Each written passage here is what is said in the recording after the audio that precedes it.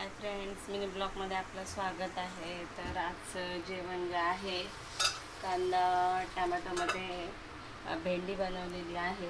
तिकडे भात खूप सुंदर झालेला आहे, मोकळा मोकळा एकदम.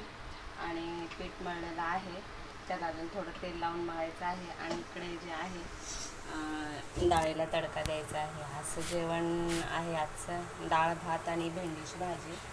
तर डाळ ही जी आहे जी काय बोलतात आंबट गोड आहे. आणि त्याला आता तुपाचा तडका मारते.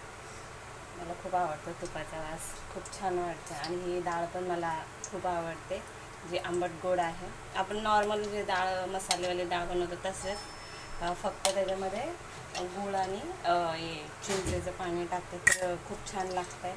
असं आजचं जेवण आहे. तर भेटू नेक्स्ट ब्लॉगमध्ये. बाय.